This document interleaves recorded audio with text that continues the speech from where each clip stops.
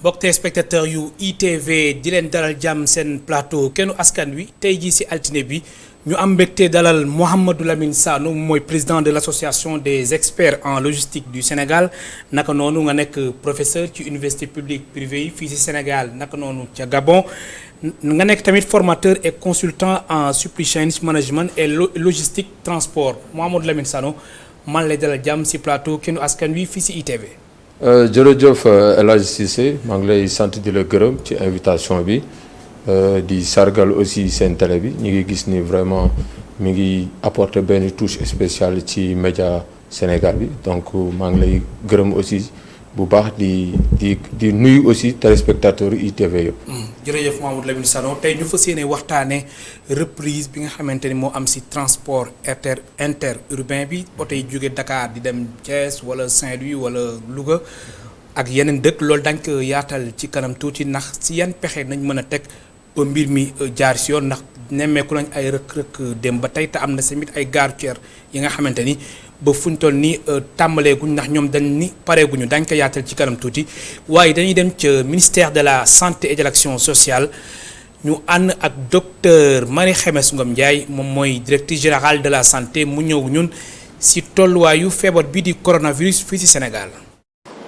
ci junni ak fukki test yi nga xamante ne def nañ ko juróom-ñeent fukk ak juróom-ñeent bi ñu dellu see ànd ak nañoo doomu jàngoro ji ñooñu nag ñu ngi toll ci juróom-ñett fukk ak juróom-ñett yi nga xamante ne moom la ñuy wax contact am na ñaari cas nag yi nga xamante ne importé nañ ko mooy dañu ko jéggaani mu ñëw fii juróom-ñeenti cas nag am nañ ko moom la ñuy wax cas communautaire ñu ngi tëdd tey ci diwaan yi Sacré-Cœur am na benn Pikine am na benn Tali am na benn Yoff am na benn HLM 5 am na benn Cambérène am na benn Kër Massar am na benn Fass am na benn Colobane am na benn ñu wax ne ñoo ñëpp cas communautaire yi ñu am tey yëpp ñu ngi teewlu fii ci diwaanu Ndakaaru téeméer ak fukk ak benn ci ñi nga xamante ne feebar nañ bi ñu leen saytuwee seen yaram àndatul ak doomu jàngoro ji wër nañu fukk ak ñeenti cas grave nag ñu ngi tëdd ci suñu bërëbu sawetaas yi moom la ñuy wax service de réanimation ci l'hôpital yi ñeneen ñi nga xamante ne ñu ngi feebar ci tëdd hôpital ñu ngi ànd ak tan. alors Mouhamadou Lamine Sano mu nekkoon docteur Marie Khemesse Ngom Ndiaye moom mooy directeur général de la santé gis nga tamit tey Sénégal amaan na yeneen 99 nouveaux cas yu positif.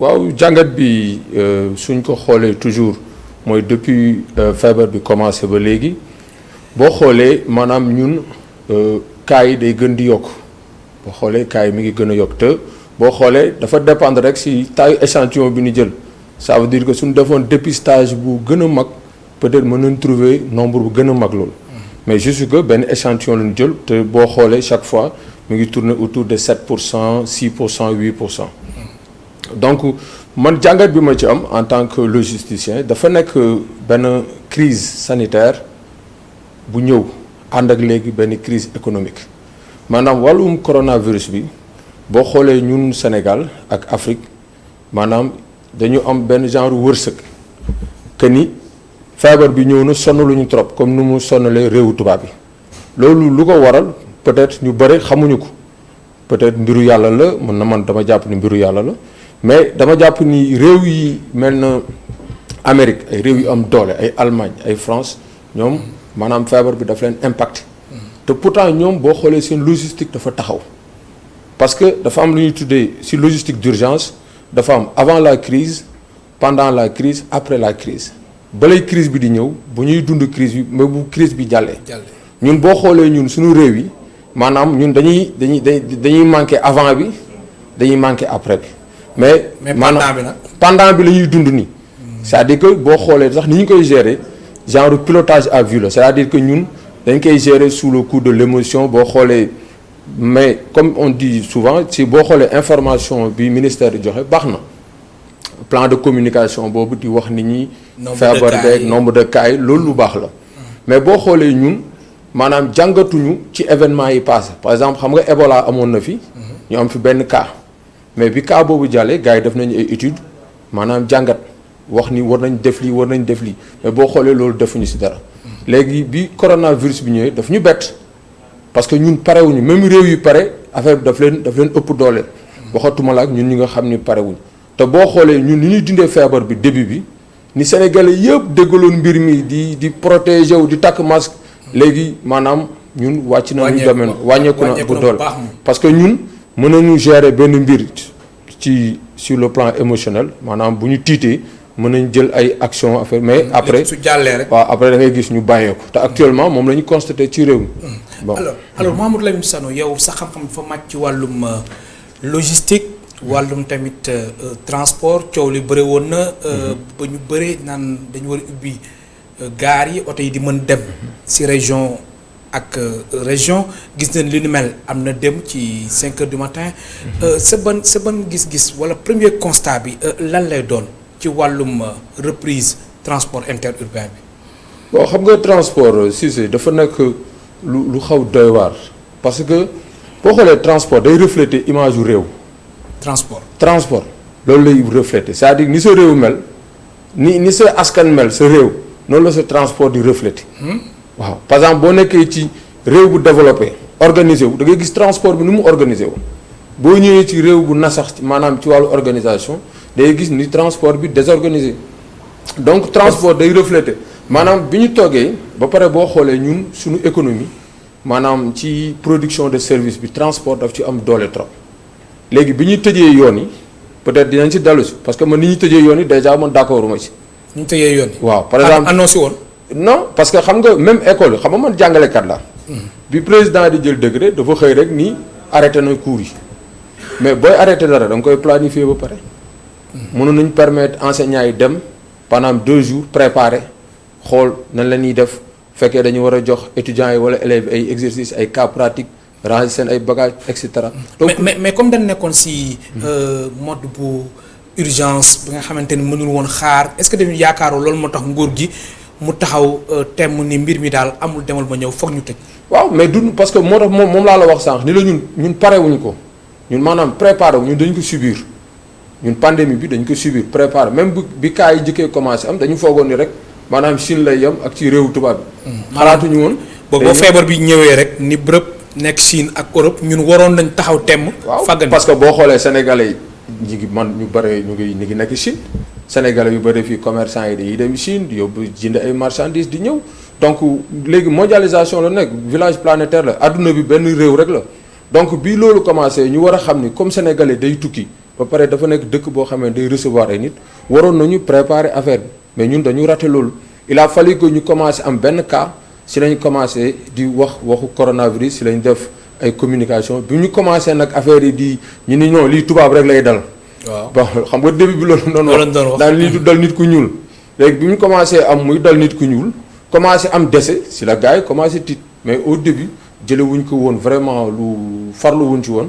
moo tax après ñu subir conséquences yi. alors ci wàllum transport. yow da nga ni laataa sax ñuy tëj mbir mi lu ñu ko arrêté woon d'accord aussi. d'accord ma ci parce que boo xoolee transporteurs yu bëre fan lañ nekkoon actuellement ñu ngi woon ci ay dëkku jàmbur par exemple da ngay di chauffeur man maa ngi juddoo Njaxate Ndiassane fii événement yi am ñi doon révolté wu boo xoolee côté Njaxate chauffeur yi foofu boo xoolee am na chauffeur yoo xamee ni ñi ngi nekkoon Tamba ñu toog ba si rek ñu arrêté kon ñoom jotuñu ñibbi seen kër. donc ñu ngi woon ci àll bi ak ci yenn condition lu doon dund donc dafa nekk loo xamee yow nit ki bala nga koy jox dara da nga koy préparer ci loolu ba mu pare nga soog ko koy jox parce que boo ko joxee préparer wu te joxe ko du ko mën a utiliser. alors léegi seetlu bi mooy mbir mi tamit delluwaat nañ buum sa mboy ba. mbir mi tàmbali na dem. ñu seetlu ni am na ay gaar yoo xamante ni ba léegi nii fi ñu nekkoon nañ nekk ñoom nee nañ parewuñu ngir oto yi mën di dem di dikk. mais ils ont raison. man je suis parfaitement d'accord man dama ànd ak ñoom boo xoolee bala ngay ñëw foofu mais xoolee bi ñuy transporter enseignants yi loolu rek signe avant-coureur la woon loolu rek jàngat la woon ci réew mi pour ñu xam ni ñun maanaam dañu lajj ci wàllum logistique wàllum organisation bi ñuy transporter enseignants yi man bi ma ko gisee en tant que enseignant daf ma metti parce que yow mënoo ni da ngay transporter ay nit nga jox ñëpp même jour rendez-vous ñëpp benn place loolu boo jëlee ki gën a ndaw kiy jàng logistique sax danaa ne lii c'est anormal même nit ku jàngul logistique sax bu xoolee danaan jàng. mais léegi waaw léegi yow sax xam-xam màcc ci wàllum logistique ak transport. laataa ñu ñëwaat ci mbirum transporteurs yi léegi enseignants yi boobu noonu nan lañ ko waroon organiser. dafa yomb c'est simple d'abord yow bala ngay organiser benn distribution da ngay d'abord identifier d'abord ñi nga war a yóbbu ñan ak ñan la ban nombre lañu toll ban destination lañu jëm. mais loolu jotoon na am. ñoom nee leen defoon nañu recensement. waaw mais même point la leen de dafa mel na tey suñu ni woon par exemple ñun ñëpp génn ci béréb ñun ñëpp ñu war a génn ci benn buntu bu ndaw mais ñun dañuy dancaloo ci buntu bi. parce que dafa am ce qu'on appelle la mouvement dafa am ay flux xam nga logistique mooy c'est la gestion des flux mooy flux physique yi flux administratif ak flux d'information en amont et en aval. da nga koy si njëlbeen ba ak sa jeexantal ba da nga koy topp. donc ñoom bu ñu xool dañuy identifier ñi war a dem mais préparer wu na parce que man dama jàpp ni bu fekkoon dañu bëgg a organiser dëgg dañu waroon xool enseignants yi par exemple ku nekk ak fi nga dëkk zone Sicap am na zone géej kii banlieue Guédiawaye parcelle. fu nekk mu am départ fu nekk mu am départ. ba pare bu mu nekkandoo même jour. donc suñ ko defoon ay mën nañ def yenn yi même jour mais am décalage ay heures donc affaire bu simple la woon mais c'est juste que boo xoolee ñun lépp lu ñuy def même gel yi ñu doon distribuer ci école yi. enseignants yi dem nañu mais yenn écoles yi mënuñu ubbi parce que jotuñu affaire parce que ñoom tooguñu xool saytu avant ñu ni le 2 dañuy départ pour jàng xool ndax école yëpp recevoir nañu seen matériel. dañ toog ba si ak fixer benn date ni par force dañuy atteindre date boobu mais loo ci gis. ci veille bi dañuy dellu ginnaaw. parce que dañuy gis ni taxawul woon. alors am na solo dañuy ñëwaat si wàllum transport bi nga xamante ni yow sa xam-xam def si màcc. dem ca gare des Beaux Maraîchers suñu naataango bii di Abdourahmane Ly mu ànd ak caméraman bii di Bara Sow demoon nañ fa dem si bis bu njëkk bi nga xamante ni oto yi war nañ tàmbaliwaat di dem si dëkk ak dëkk. liggéey bi tàmbaliwaat na ca Beaux Maraîchers si buntu bi. tax der yaa ngi bàyyi xel dugg ak génn yi yoxo yi dañu ko war a raxas niki masque yi ni ñu ko waree sol balaa ñoo dugg ci biir bërëb bi bu weesoo loolu benn haut-parleur buy jàllale ay message de sensibilisation am na fi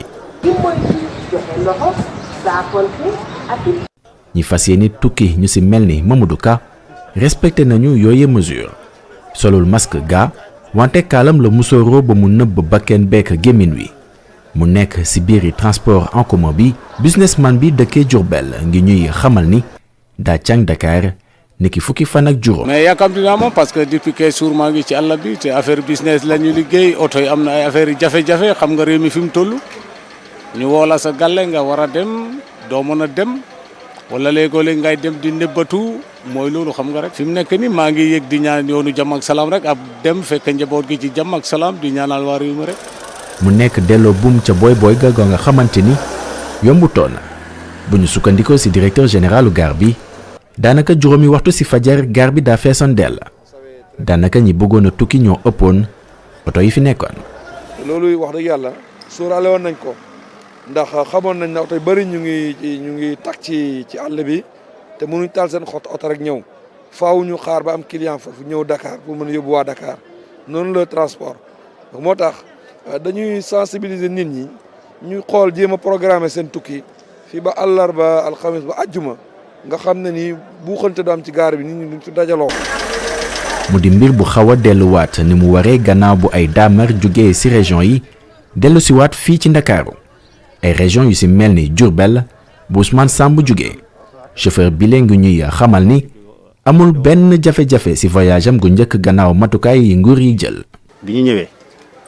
dañuy ñëw après ma gaare ma war a charger Dakar bon léegi clients yi bu ñu ñëwee dañuy ñëw dagg billet ba pare coxeur bi complet ensemble leen ànd ak ñoom bu ñu demee léegi remplir fichier bi comme ça client bi ñu laaj ko destination fu mu jëm laaj ko numéro téléphone am adresse am quoi laaj ko numéro téléphone am ak lépp ñu bind ko enregistré ko léegi nag bu ñu enregistré feuille bi ba pare après man sama ñu bopp chauffeur bi dañu ma laaj fan nga jëm. sa destination ma ne Dakar laa jëm ñu jël loolu bon jël ni matricule oto bi rempli turu client yeeg seen destination lépp yëkkati fichier bi jox ma client yi doo ko yëg client yi yëg yëpp kenn ku nekk nag yaa ngi protesté wu jël sa masque ñoom ñëpp takk nañ seen masque yeb naa leen ci jàmm wàcce naa leen ci jàmm Dakar. te daanaka balaa moo dem daa am benn kayit bu mu wane ñu koy wax manifeste boo nga xamante ni dañu ci bind fu oto bi jëm. lépp luy xibaar jëm ci ñu dugg ci oto beeg ñoom seen bu mu wan caissière bi mu di kayit bu waa ji nekk di bind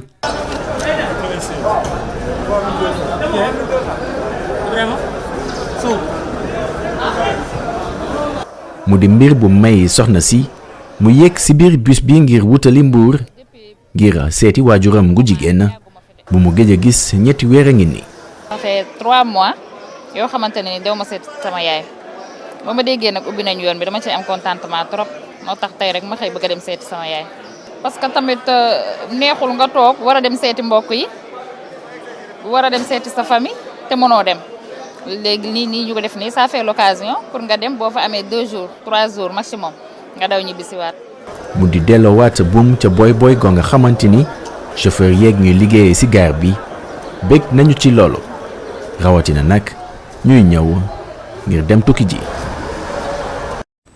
di jaajëfal bu baax a baax Abdourahmane Ly alors Mamadou Lamine Sano ñoo ko gisee noonu gis nga garde des beaux maraîchers nii la mel. waaw jàngat bi biñ ci mën a am mooy que ni lii nii maanaam dundoon nañ ko mooy bi ñuy ubbi gaaru ceer bi. bu ñu fàttalikoo bi ñuy ubbi gaaru ceer bi dañu ko ubbeendoo même problème bi la ñu c'est-à-dire que li fa ñëw ci nit mënuñu ko woon gérer. parce que lu ko waral. mooy dafa am rush c'est-à-dire que li ko waral mooy wàllum transport dafa am ce qu'on appelle offre de transport ak demande de transport. c'est-à-dire que boo déggee moom li mu wax nee na bi ñu ñëwee li fa nekk ci ay oto par rapport ak li fa nekk ci nit méngoowul nit ñi ñoo ëpp oto yi. parce que te loolu déjà rek problème la. problème bu rëy la te loolu dafa nekk ci réew mi boo xoolee ñun suñu réew maanaam transport bi moyen de transport yi nga xam dafa conventionnel mooy yi nga xam dafa méngoo ak convention yi ñun maanaam dañ ci néewle ba pare ci moyen de transport yi am na si yoo xam ne dañu màggat dañu war a renouveler parc automobile léegi moyen de transport yooyu maanaam offre bi doyul parce que demande bi moo supérieur parce que boo xoolee ñun suñu réew par exemple boo fi ñëwee da ngay gis ay car rapide gis ay Ndiaga Ndiaye mais est-ce que xam nga ni car rapide Ndiaga Ndiaye du pour transporter ay nit c'est pas pour transporter ay nit parce que lii transporter nit doo gis mu ko buntu bi nekk ci ginnaaw véhicule boo gis muy transporter nit porte yi ci côté yi lay nekk latéral bu soo gis bus boo xamee buntu bi ci ginnaaw. mais lan moo tax léegi suñu autorités yi ba léegi nii di bàyyi car yi di daw. waaw parce que amuñu ñoom lu ñu fi jotoon wax lépp. waaw xam nga Abdoulaye Wade ay jamono waxoon na fi daf ki dindi. oui mais xam nga tamit aussi réew booy dindi dara indi boo dindee dara da ngay teg dara. c'est-à-dire que tey mënoo xëy rek arrêté loolu man digaluma ko kenn c'est-à-dire que boo koy arrêté da nga koy arrêté progressivement avec le temps.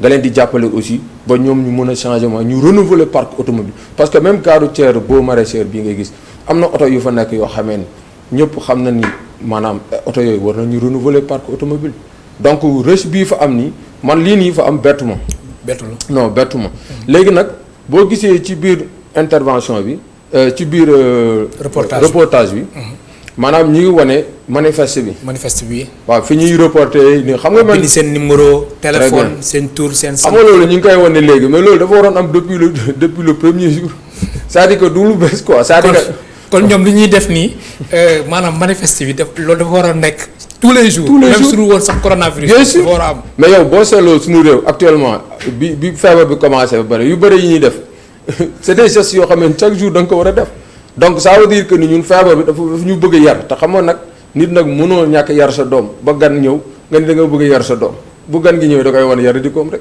donc lenn moo am mooy que ni boo xoolee manifeste bi ci mode de transport yëpp la am aérien maritime yëpp am na manifeste du document bu dul wane ni lii moo nekk ci biir moyen de transport ñaata nit moo fa nekk yan bagage lañ am pour ëllëg bu problème amee.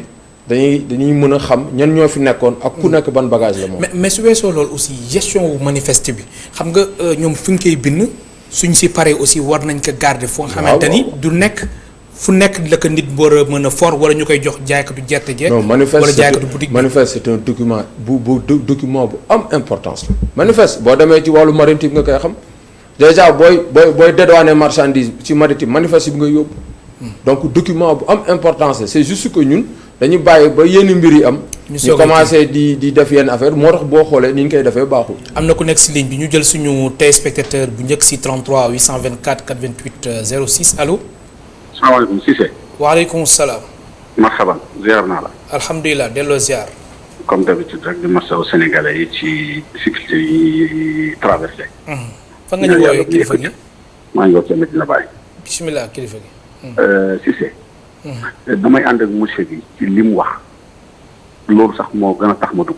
baal ñu ngi koy yëkkati kàddu gi. man ni allo. waaw allo waaw ñu lay dégg. man nag kilifa googu li mu wax dama koy confirmer moo tax sax ma oote. Mouhamed Lamine Sall. Mouhamed Lamine Sall di saluer li mu fi wax ñu commencé ba léegi. gis nga tey dama lay jox benn misaal bu ndaw da ngay dem ci gaaru ceer yi yaa ngi may dégg. maa lay dégg bu baax. nga gis koo xam ne ci biir gaaru ceer bi day taxaw di saw.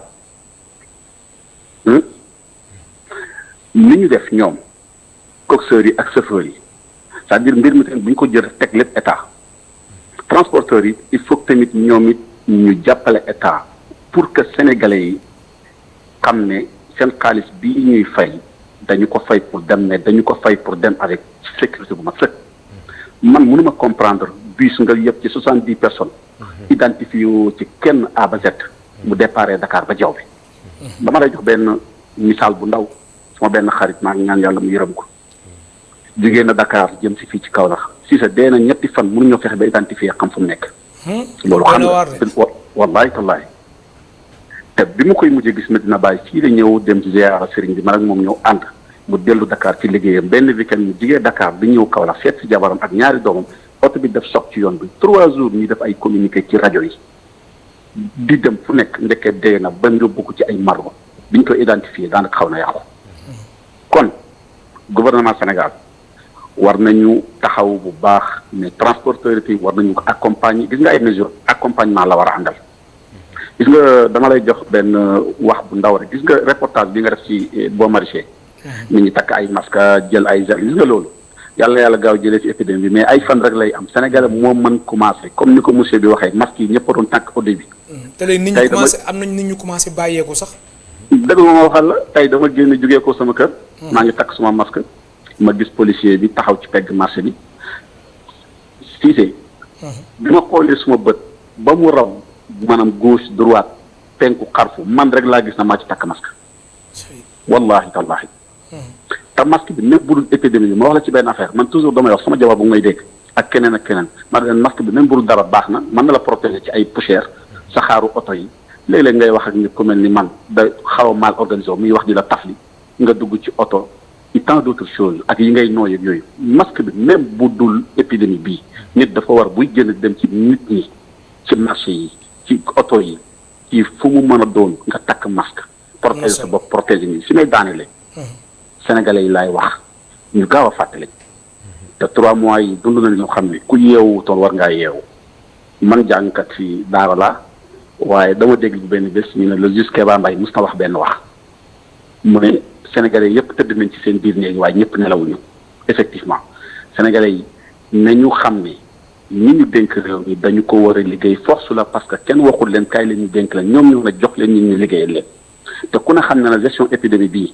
il y a des choses yoo xam ne ministre de la justice ak procureur de la république war na interpeller ñu ci tudd parce que 1000 milliards lañ leen joxoon te xam nga liñ tudd liñ Mansour Faye dégg nga ay wax yi ñu koy waxal Diop si et tant d'autres choses maa ngi saluer monsieur di ko ñaanal di wax transporteurs yi nañu organiser seen garage yi nit ñi def ba dugg ci seen toilette yi fay tour ndox joxe juróom nañu organiser wu tabax garage yi ba benn buntu lay am kuy dem ñu enregistré la ba pare même bu dul dara sax am na koo xam ne mën na ray wala mu jël alalu jàmm. jërëjëf wala mu rey jabaram ci biir këram di daw war nañ ko identifier. jërëjëf merci beaucoup wasalaam. jërëjëf.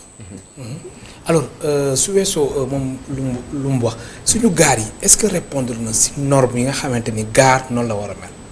non si c'est répondre ko c'est-à-dire que moom li mu wax aussi maa ngi koy remercier bu baax.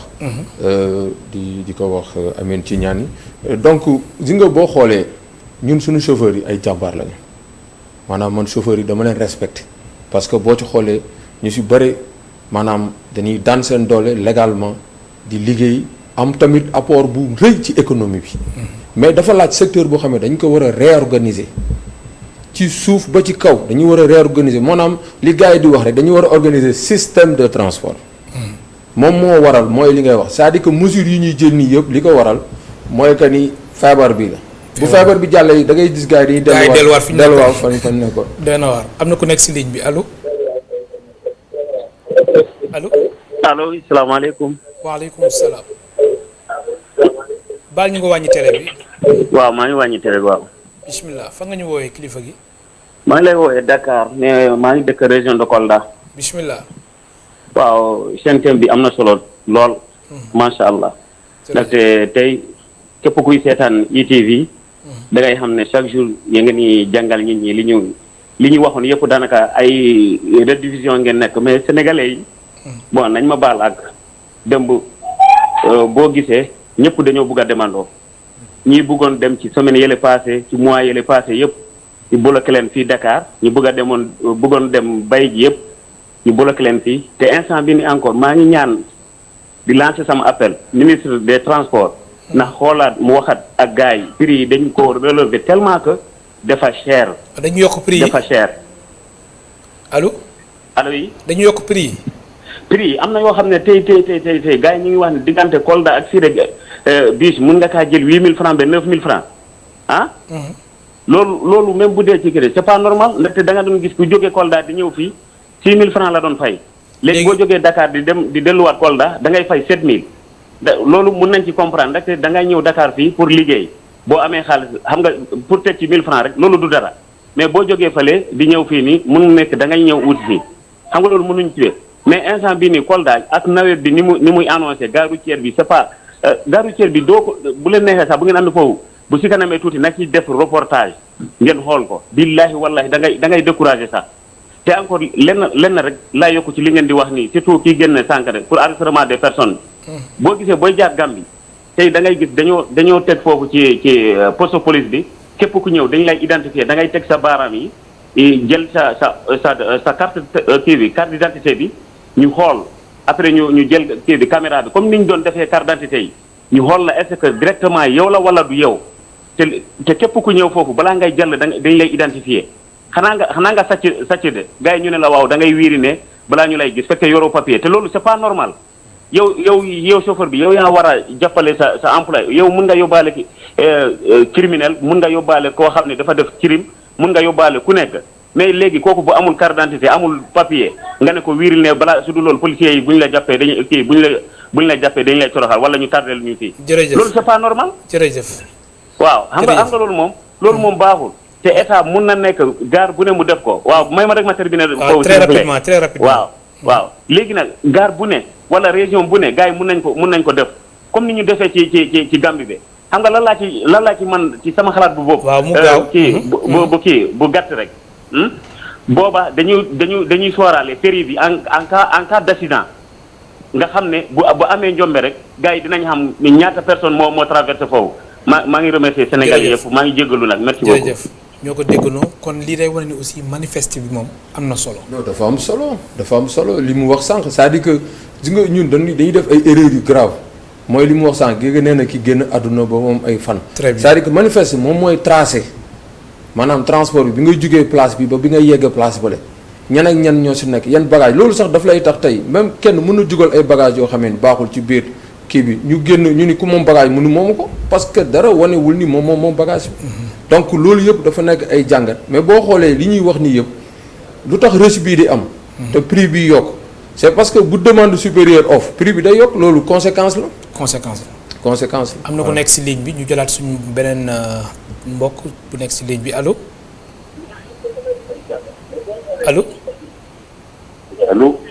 bismillah baal ñu nga wàññi son télé bi kilifa gi.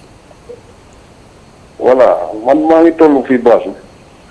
allo. fan nga ñu woowee kilifa gi. Bassoul. bismillah ñu lay déglu. ndax frontière yi dañ ko ubbi diggante Gambie ak Sénégal. allo. loolu lay laaj. loolu ngay laaj jërëjëf.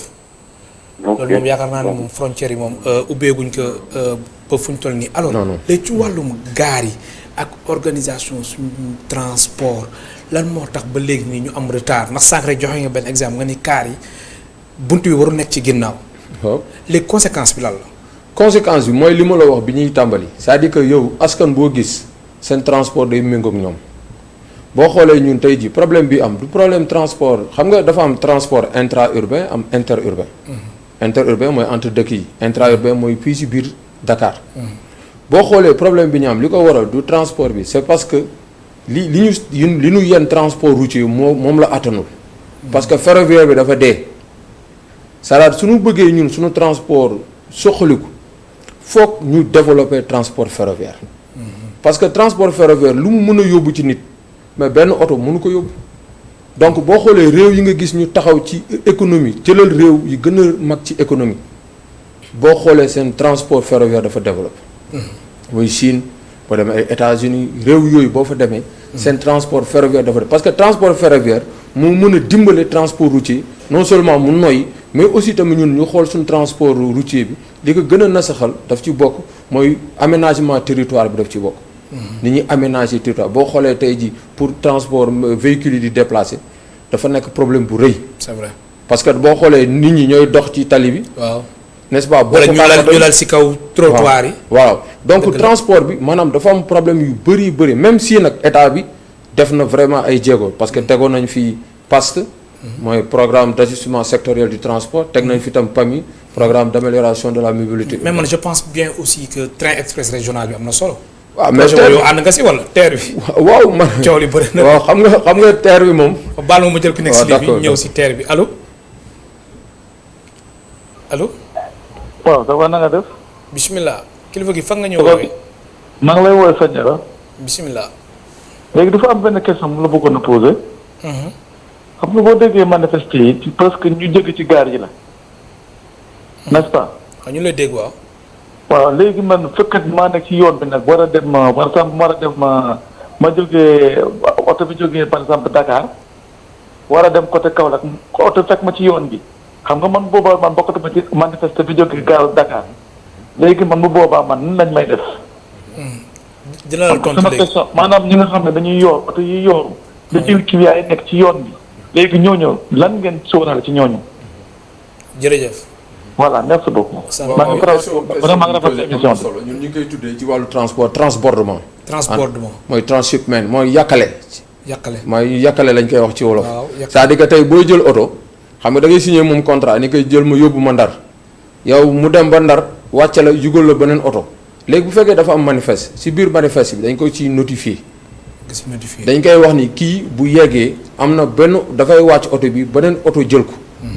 oto boobu koy jël aussi dafay am ay documents am par exemple dañuy mën a def traçabilité bi xool nit ki bi mu jugee gaar bi ba muy dem gaar bële fan la jaar. am na ku nekk si ligne bi allo allo.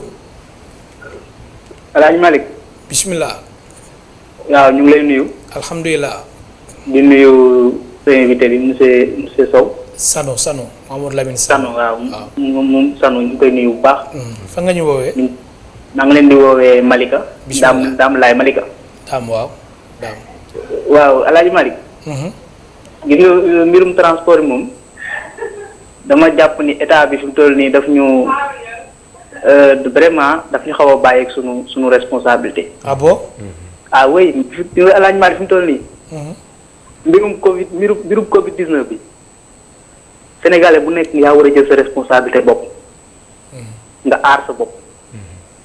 nee na nañuy takk masque dem ak dëkk bi mënul ñàkk képp koo xam ne da nga war dem ak dikk na ngay takk sa masque di raxasoo sa loxo ak saabu ak gel yi loolu war na nekk loo xam ni lu du ma ne sax force mais xaw ma sax nan laa ko mën a tuddee El Hadj Malick waaw di vraiment tamit dama bëggoon ab sa émission bu am solo bi may jaajëfal ministre des transports. parce que gis nañ ni que depuis que feebar bi dugg si réew mi mu ngi si terrain bi di soutenir ñi nga xam ne ñoom ñoo yor wàllum transport wax dëgg na yàlla bu ñu waxante dëgg rek c'est le seul ministre bi nga xam ne gis nañ ko si terrain bi muy liggéey. loolu je pense que ñi da nga jàpp ni yeneen ministres yi liggéeyul. ah El Hadj Malick man. daam loolu noo ko mën waxee.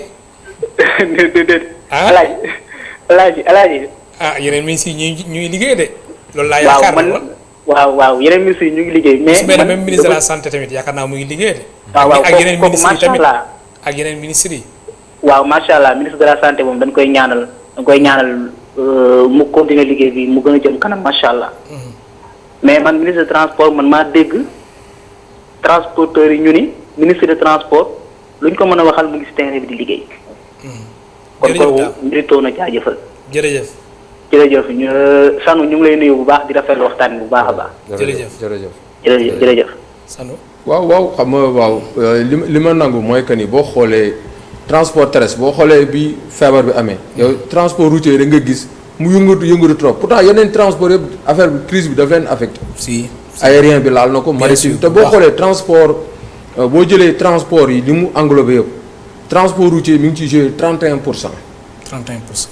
maanaam maritime bi moo ko ëpp doole boo xoolee entreprise manutention yeeg auxiliaires yi. ñoom pratiquement ñoom ñooy jël poids bi gën a mag ci pourcentage mais boo gisee lu tax mu gën a impacté ci routier parce que dafa secteur bi moo informel. parce que boo xoolee bi feebar bi duggee crise sanitaire bi dafa indi crise économique. te crise économique bi fi mu gën a laal mooy domaine informel. mooy ñi nga xam ni maanaam dañuy góorgóorlu. voilà ñooñu la gën a laal. am na ku nekk si ligne bi allo. allo. allo waay. allo. allo. bisimilah. kooku dem na ñu xaaraat tamit beneen téléspectateur bu nekk si ligne bi ñu jël suñu beneen mbokk téléspectateur laataa ñuy àggali émission bi alors. allo am na ku nekk si ligne bi allo. allo. asalaamaaleykum. waaleykum salaam. na ngeen def waay. alhamdulilah. maa ngi déglu religieusement li ngeen di wax. xam nga bëgg Sénégal xam nga. fa nga ñu woowee. maa ngi wootee Kaolack. bisimilah. xam nga dugg ci télé di wax ñu ngi gërëm ministre sangam. gis nga tey ministre ils sont obligés. on est payé pour ça. c'était une parenthèse. mais gis nga le transport il faut que ñu organiser ko. gis nga mooy secteur bi gën a désordonné. gis nga ils ont commencé ça xam nga lan mooy danger. gis nga les affaires là.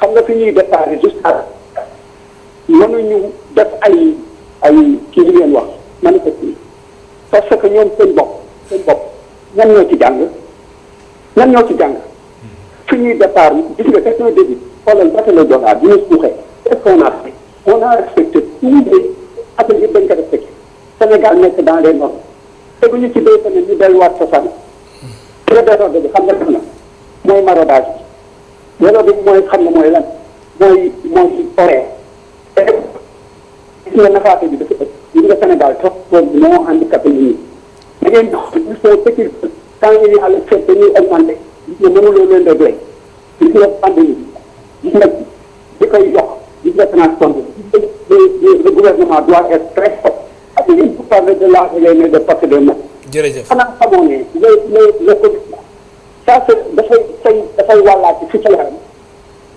yow sa place boo ko jëlee yaa kenn ci kanam ñëpp ci ginnaaw ñëpp ci biir am na distanciation boo dem bi sonte léegi ñax boobu fekk yow ci à 50 boo demee ba kii nga def sa dëkk maa ngi def sa bekket. jërëjëf.